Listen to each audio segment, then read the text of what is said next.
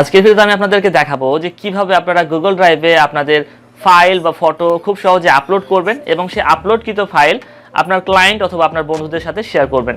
তো আজকের ভিডিওটি খুবই ইন্টারেস্টিং, তাই কেউ মিস করবেন না, ভিডিওটি A to Z কন্টিনিউ করতে থাকুন। তো চলুন শুরু করা যাক আজকের ভিডিও।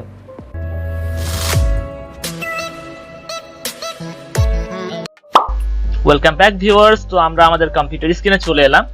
তো আমাদেরকে প্রথমে আমাদের গুগল ক্রোমে গিয়ে আমাদের গুগল ড্রাইভ অ্যাকাউন্টটি ওপেন করতে হবে। তো আমি আমার ক্রোম ব্রাউজারটিতে চলে গেলাম। যাওয়ার পরে ভিউয়ার্স এখানে দেখতে পাচ্ছেন যে গুগল অ্যাপস, তারপরে গুগল ড্রাইভ, দেন আমার গুগল ড্রাইভ অ্যাকাউন্ট ওপেন হয়ে গেছে। দেন আমি আগের ভিডিওতে আপনাদেরকে দেখিয়েছিলাম কিভাবে গুগল ড্রাইভ অ্যাকাউন্ট ওপেন করবেন এবং সেই অ্যাকাউন্টের মধ্যে আপনারা কিভাবে ফোল্ডার তৈরি করবেন।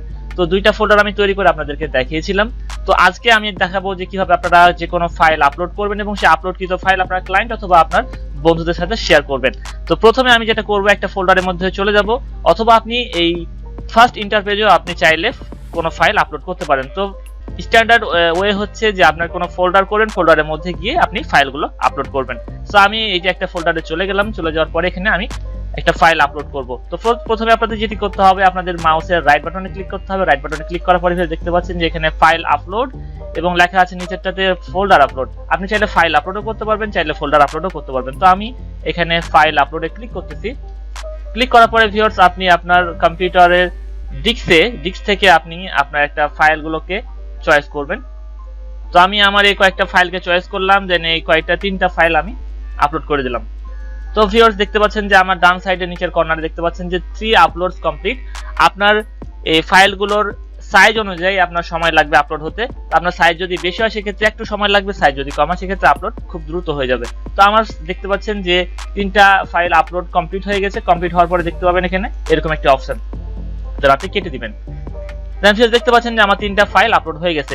এবার দেখাবো যে কিভাবে আপনারা এই আপলোডকৃত ফাইলগুলোকে আপনার ক্লায়েন্ট অথবা আপনার বন্ধুদের সাথে শেয়ার করবেন। তো এটার জন্য আপনাদেরকে যেটা করতে হতে পারে, আপনাদেরকে এই ফাইলগুলোর লিংক আপনাদেরকে কপি করতে হবে।